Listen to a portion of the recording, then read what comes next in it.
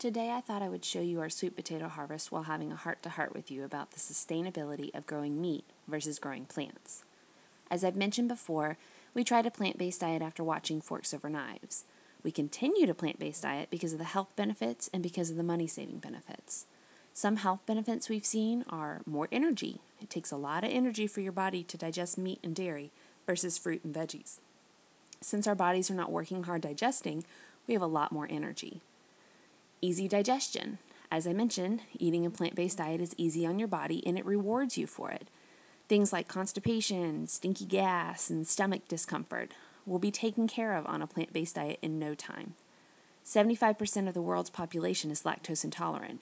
For some people, that means they can't have any dairy products, but for many of us, it just means we have some bloating, discomfort, extra mucus, things like that. If you've been drinking and eating dairy all of your life, you may not even be aware of this because these symptoms are so normal to you now. On a plant-based diet with no more stomach discomfort and all the extra energy, it becomes clear. Other health benefits have been clearer skin and slimmer bodies. I'm sure there's others I'm forgetting, but since we've been on this plant-based diet so long, I've gotten used to some of the benefits and I don't really think about them anymore. The money-saving benefits are pretty obvious. The cost of meat, dairy, and eggs are astronomical compared to the cost of veggies, fruit, beans, and grains. Even with all this positive, I still had some reservations about the plant-based lifestyle. One of my reservations was that it didn't seem as sustainable as an omnivorous lifestyle. I know, every vegan blog and documentary will tell you differently. However, as someone who has many friends who raise their own meat, and as someone who tries to grow all of our family's food, I thought the land discrepancy would be a big difference. The difference in eating a plant-based diet versus an omnivorous diet is mainly meat versus beans. Sure, on a plant-based diet, we likely eat more fruits and nuts because it's an easy source of calories, but who cooks bananas instead of a steak when they stop eating meat? No one. They eat more beans. So I started looking into crunching some numbers on land usage.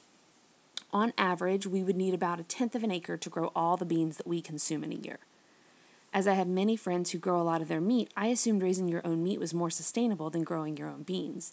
However, according to an analyst in Michael Pollan's Omnivore's Dilemma, you would need about 10 acres of land to produce enough meat for 9 people using Joel Salatine's methods, which are the most sustainable and efficient methods I've ever heard of for healthy grass-fed meat.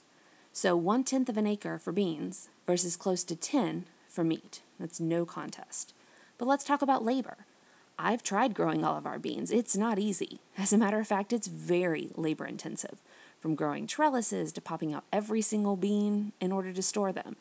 However, raising your own animals is no easy task either. Doing it Joel Salatine's way, for example, you have to move cows, chickens, and turkeys daily. So it's not like one way you sit back and relax and the other way you're just slaving away. In addition to beans, in order to raise all of our food, I would need about 2 acres of farmable land total.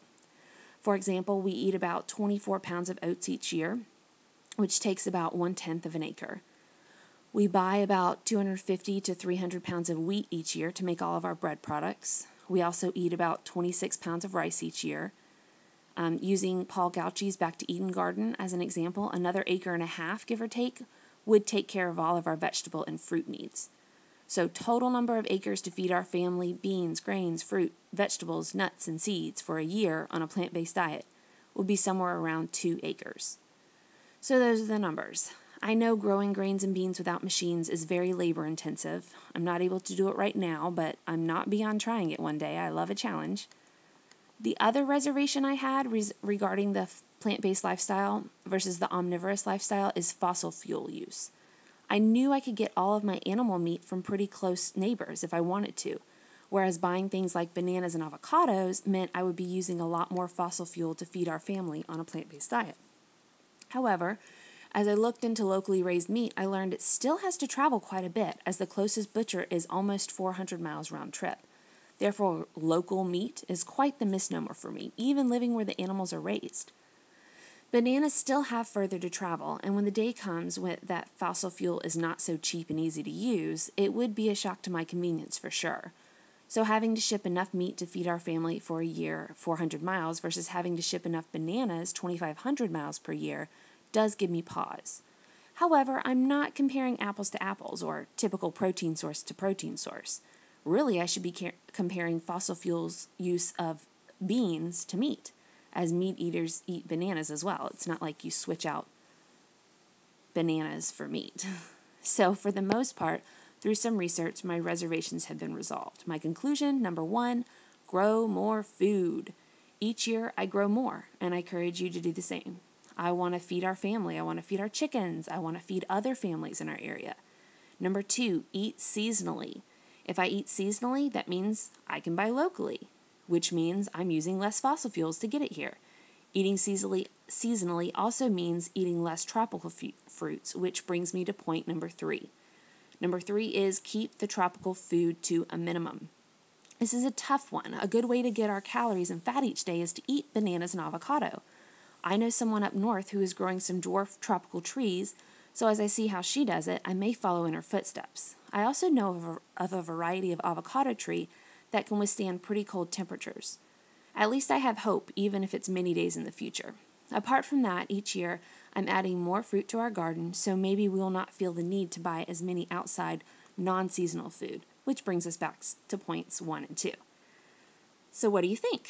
Does this make you want to lean more towards a plant-based lifestyle, or are my numbers just too practical? There are so many go vegan because killing animals is wrong videos out there. I just thought I would shed a different light on the subject. There are so many reasons to eat a plant-based diet. Health, the planet, animals, money. I encourage you to do your own research on all those aspects and make an informed decision. How you will feel and the amount of money you will be saving may just be enough to make you never want to go back to eating meat and dairy. Let me know in the comments. I'm always learning and open to other points of view.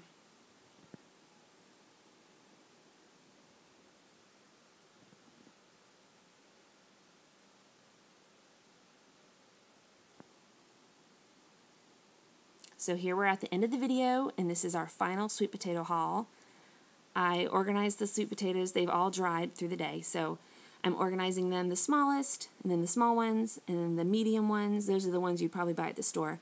Then the large ones and the super extra large ones. And then down on the step are the ones that have some blemishes, some wireworm damage. We'll eat those first. So I'm just organizing them, and then we cure them in our pantry for a couple weeks, and then we put them down in our basement to store for the rest of the year, and they just get sweeter and sweeter. We have purple variety and orange variety, which they have names, so I just can't think of them. I'll put them on the video. So I hope you enjoyed the video. Let me know in the comments.